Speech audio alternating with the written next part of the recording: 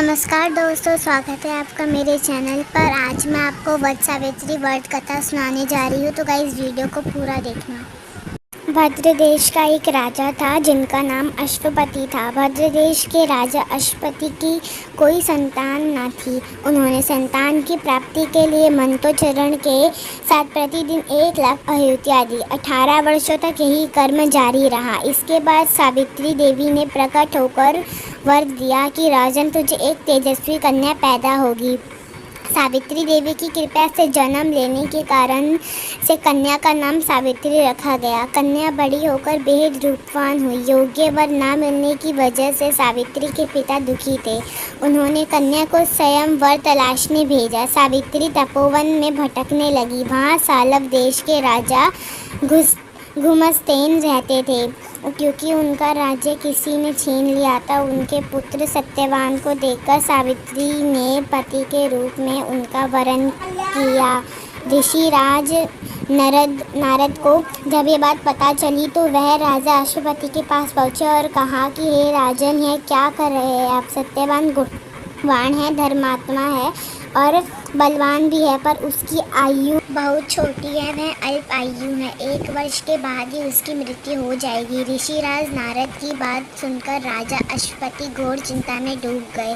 सावित्री ने उनसे कारण पूछा तो राजा ने कहा, पुत्री, तुमने जिस राजकुमार को अपने वर के रूप में चुना है वह अल्प आयु है। तुम्हें किसी और को अपना जीवन साथी बनाना चाहिए। इस पर सावित्री ने कहा कि पिताजी, आर्य कन्याएं अपने पति का एक बार वर्ण करती है। राजा एक बारी आज्ञा देता है और पंडित एक हट करने लगी और बोली, मैं सत्यवान से ही विवाह करूंगी। राजा अश्वपति ने सावित्री का विवाह सत्यवान से कर दिया।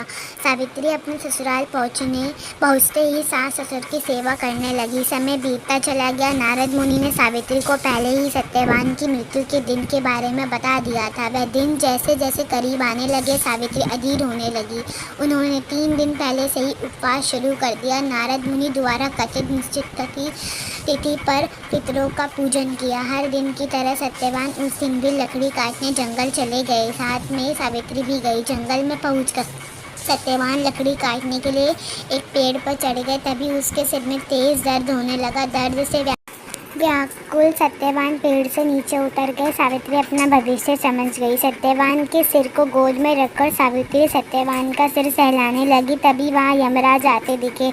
यमराज अपने साथ सत्यवान को ले जाने लगे।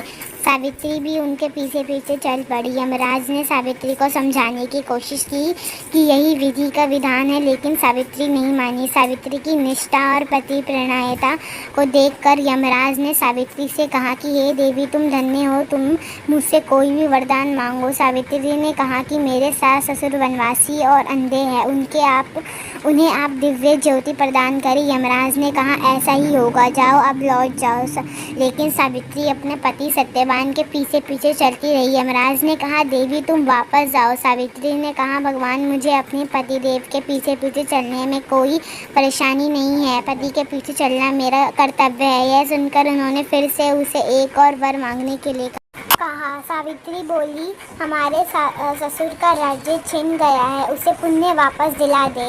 यमराज ने सावित्री को यह वरदान भी दे दिया और कहा, अब तुम लौट जाओ। लेकिन सावित्री पीछे पीछे चलती रही। यमराज ने सावित्री को तीसरा वरदान मांगने को कहा। इस पर सावित्री ने 100 संतानों और सौभाग्य का वरदान मांगा। यमराज ने इसका वरदान भी सावित्री को दे दिया। सावित्री ने यमराज से कहा कि प्रभु, मैं एक पतिव्रता पत्नी हूँ और आपने मुझे पुत्रवती होने का आशीर्वाद दिया है। यह सुनकर यमराज को सत्यवान के प्राण छोड़ने पड़े। यमराज अत्यध्यान हो गए और सावित्री उसी वट वृक्ष के पास आ गई जहाँ उसके पति का मृत शरीर पड़ा था। सत्यवान जीवित हो गया और दोनों खुशी खुशी अपने राज्य की ओर चल पड़े। दोनों जब घर पहुंचे तो देखा कि माता पिता को दिव्य ज्योति प्राप्त हो गई। इस प्रकार सावित्री सत्यवान चिरकाल तक राज्य सुख भोगते रहे। तो दोस्तों, धन्यवाद। आपको मेरी वीडियो कैसी लगी? वीडियो को लाइक करना, शेयर करना, सब्सक्राइब करना। आज के लिए इतना ही।